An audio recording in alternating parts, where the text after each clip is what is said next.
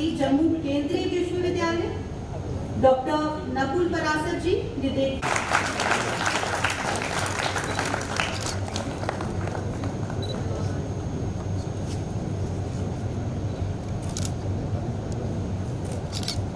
School में professor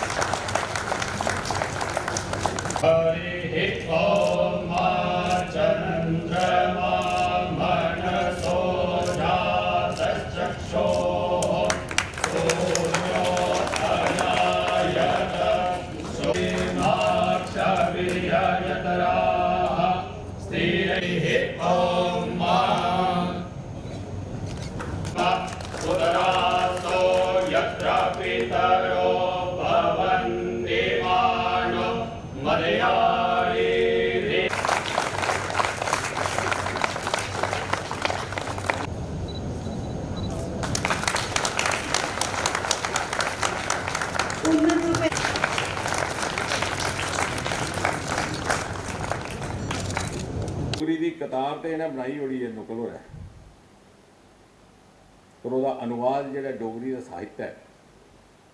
ਇਹ ਕੰਮ ਡੋਗਰੀ ਦਾ ਇੱਥੇ ਦਾ ਵਿਭਾਗ ਅਸੀਂ ਕਰੀ ਜਾਂਦੇ ਆ। ਇਹ ਇੱਕ ਕਾਰਨ ਹੈ ਕਿ ਅਸੀਂ ਆਖਿਆ ਅੱਜ ਇੱਥੇ ਦਾ ਕੇਂਦਰ ਰਹੋਗੇ ਇਸ ਕਾਰਜਕ੍ਰਮ ਦਾ ਤੇ ਅਨੁਵਾਦ ਐਸਾ ਹੋਣਾ ਚਾਹੀਦਾ ਵੀ ਜਿਹੜਾ ਅਨੁਵਾਦਿਤ ਵਰਸ਼ਨ ਜਿਹੜਾ ਪੜ੍ਹਿਆ ਉਸੇ ਕਿਸੇ ਚਾਲੀ ਦਾ ਨੁਕਸਾਨ ਨਹੀਂ ਹੋਇਆ ਕਿ ਕੱਲ ਕੀ ਉਹ ਬਵੈ ਕਿਸੇ ਇਮਤਿਹਾਨ ਵਿੱਚ ਤੇ ਅੰਗਰੇਜ਼ੀ ਦੇ ਲਿਖਣੇ ਵਾਲੇ ਦਾ किश होर होए तो क्योंकि उसकी क्षमता भी है जैसा अपने आप च कायम करनी है। अज तो 3-4 बरे पहले IAS के किस बच्चे एक अंदोलन शुरू किया क्योंकि वो भी मैं देखना जी मसूरी की अकैडमी है हर साल जिसले भी फेल हो जाते पुतले फूकते 5-10 दिन धरने लाते हैं। UPSC के बाहर एक टेंट हाउस है और टेंट हाउस वाले ने उत्थे मुस्तकिल लाई ओड़े का तंबू आखदा कुछ ना कुछ ने तो बहना गा जो बहुत किराया ले लैके तो मैं भी हूँ 8-9 साल हुई है दिखते तो कोई फर्क नहीं पौंदा भी पता जेडे फेल हुई उन्हें कोई ना कोई अंदोलन करना भी कोई ना कोई नुक्स कढ़ना कदें आखना जी पेपर गलत था कदें आखना जी पेपर लिखने वाले की गलती कदें आखना जी ये पेपर ऐसा नहीं होना चाहिए इस चाली का होना चाहिए था। तो इस बारी जिसले वो रिजल्ट निकलिया तो बाद उन्हें एक नवा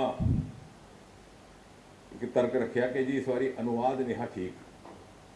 अंग्रेजी का हिंदी 2-3 बारी आए असी भी हूँ आदत है जंदे चौका जंदे धरना लाते पोस्टर लाते सोशल मीडिया बड़ा तेज हो जाती बिच गाला कढ़ते बिच विनती करते सोचते किसी चाली काम चली अभी थकी हारी भी जाते बेचारे इन्ने चिर अगला करने वाले भी वो चाहिए ऐसे विद्वान। तो मैं प्रोफैसर ललित मंगोत्रा ने वाले पास इशारा किया कि वो इस गल की मिसाल जोड़े विज्ञान के जानकार हो विज्ञान भी जोड़ा अध्ययन भी किए हुआ है अध्यापिका भी की हुआ है शोध भी किया कन्ने कन्ने डोगरी का भी समझ वो अध्ययन रखते हो। इस चाली का असें की एक नवा एक ग्रुप तैयार करना पौना है आने वाले टाइम वास्ते या सच्चे माने ठीक है गलाते पिछले 50 सालों के ना डोगरी डोगरी डोगरी डोगरी डोगरी करना की है इतने तक अपने डोगरे भुली असीं जेह्ड़े बाहर गए डोगरी का अनुवाद इस चाली का होया भी जिहड़ा डोगरी च इम्तिहान देवे उसी नुकसान नहीं होया। मैं प्रति सप्ताह लगभग 3-4 राज्य जाने का मुझे मौका रहा हूँ इतों जाइए मैं तमिलनाडु जाना भी चित्राखंड भी परती आना कई प्रदेश है इस काफ़ी हद तक प्रगति की है। गुजरात ने की थी आंध्रा ने की थी अज तो 4-5 बरे पहले IAS के पहले 5 टापरें एक ऐसा जाग था जिसने ग्रेजुएशन पूरी पूरी BA तेलुगु मीडियम की थी क्योंकि जदों का मैं सरकार आया मैं पहले 20 टापरें कन्ने आपू बौना उनके को अगे सीखना ही मिलता तो मैं पूछा मैं बेटे तू की वो गला जी मैं ग्रां रहा हाँ तो नेड़े कोई कॉलेज नहीं हाँ तो जो कॉलेज सारे को नज़दीक है उत्थे पैदल टुरिए जाना पौंदा हाँ तो इन्ने पैसे भी नहीं माँ दी घरें च काम करती थी तो भी मैं ग्रैजुएशन तो जरूरी ही IAS वास्ते अपीयर होनी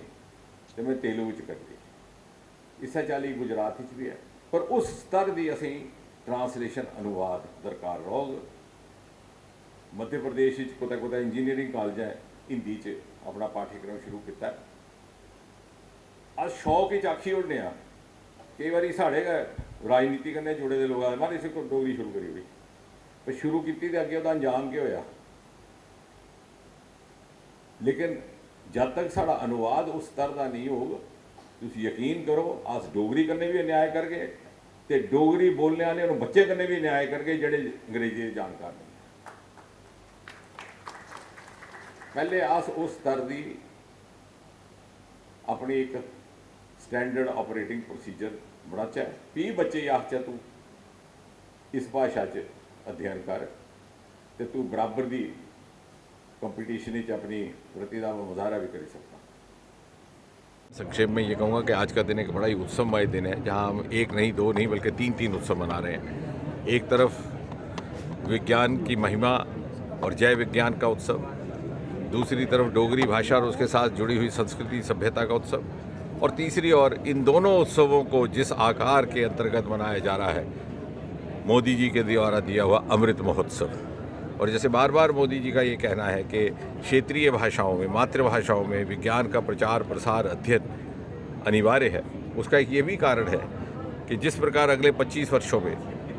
तेज़ गति से प्रगति करता हुआ भारत विश्व पटल पर जाकर के खड़ा होगा, तो वो प्रगति पथ की नींव आधार विज्ञान टेक्नोलॉजी नवाचार होने वाला है।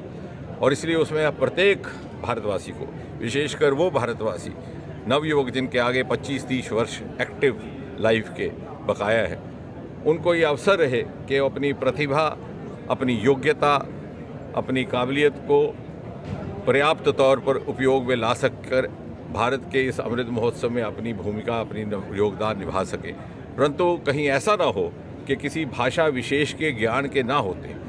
अथवा अंग्रेजी के ज्ञान के ना होते, यदि हम उनकी प्रतिभा से वंचित रह गए तो ना केवल वो अपना योगदान करने में वंचित रहेंगे, बल्कि राष्ट्र उनकी प्रतिभा से वंचित रहेगा। हमारे पास अनेकों ऐसे उदाहरण हैं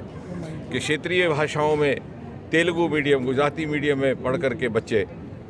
अनेकों नए आयाम उपलब्ध कर रहे हैं, और किसी भाषा विशेष का विज्ञान से संबंध नहीं। ये प्रमाणित हो चुका है। रूस,